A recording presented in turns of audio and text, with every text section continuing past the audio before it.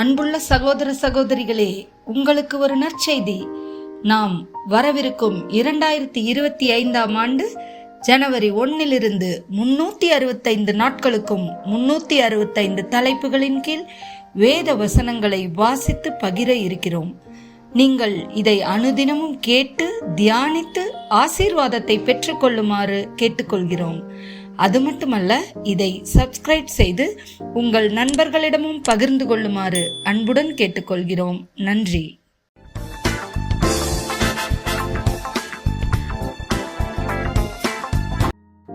இன்று நாள் 135. தலைப்பு உணர்வுகள். நீதிமொழிகள் 3:5-6. உன் சுய புத்தியின் மேல் சாராமல் உன் முழு இருதயத்தோடும் கர்த்தரில் நம்பிக்கையாயிருந்து உன் வழிகளிலெல்லாம் அவரை நினைத்துக்கொள். அப்பொழுது அவர் உன் பாதைகளை செவ்வைப்படுத்துவார். நீதிமொழிகள் 14:12. மனுஷனுக்கு செம்மையாய் தோன்றுகிற வழி உண்டு, அதன் முடிவோ மரண வழிகள். எரேமியா 17:9.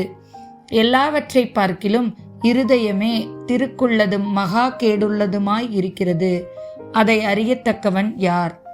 1 சாமுவேல் 13:11-14 வரை. நீர் செய்தது என்ன என்று சாமுவேல் கேட்டதற்கு, சவுல், ஜனங்கள் என்னை விட்டு சிதறிப்போகிறதையும் குறித்த நாட்களின் திட்டத்திலே நீர் வராததையும் பெலிஸ்தியர் மிக்மாசிலே கூடி வந்திருக்கிறதையும் நான் கண்டபடியினாலே கில்காலில் பெலிஸ்தியர் எனக்கு விரோதமாய் வந்து விடுவார்கள் என்றும் நான் இன்னும் கர்த்தருடைய சமூகத்தை நோக்கி விண்ணப்பம் பண்ணவில்லை என்றும் எண்ணி துணிந்து சர்வாங்க தகன பலியை செலுத்தினேன் என்றான். சாமுவேல் சவுலை பார்த்து, புத்தியீனனாய் செய்தீர். உம்முடைய தேவனாகிய கர்த்தர் உமக்கு விதித்த கட்டளையை கைக்கொள்ளாமல் போனீர். மற்றபடி கர்த்தர் இஸ்ரவேலின் மேல் உம்முடைய ராஜ்ய பாரத்தை என்றென்றைக்கும் ஸ்திரப்படுத்துவார். இப்பொழுதோ உம்முடைய ராஜ்யபாரம் நிலை நிற்காது. கர்த்தர் தம்முடைய இருதயத்திற்கு ஏற்ற ஒரு மனுஷனை தமக்கு தேடி அவனை கர்த்தர் தம்முடைய ஜனங்கள் மேல் தலைவலாயிருக்க கட்டளையிட்டார். கர்த்தர் உமக்கு விதித்த கட்டளையை நீர் கைக்கொள்ளவில்லையே என்று சொன்னான்.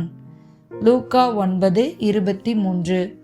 பின்பு அவர் எல்லோரையும் நோக்கி, ஒருவன் என் பின்னே வர விரும்பினால் அவன் தன்னைத்தான் வெறுத்து தன் சிலுவையை அனுதினமும் எடுத்துக்கொண்டு என்னை பின்பற்ற கடவன். மத்தேயு 7:21-23 வரை. பரலோகத்தில் இருக்கிற என் பிதாவின் சித்தத்தின்படி செய்கிறவனே பரலோக்கிய ராஜ்யத்தில் பிரவேசிப்பானே அல்லாமல் என்னை நோக்கி கர்த்தாவே கர்த்தாவே என்று சொல்லுகிறவன் அதில் பிரவேசிப்பதில்லை.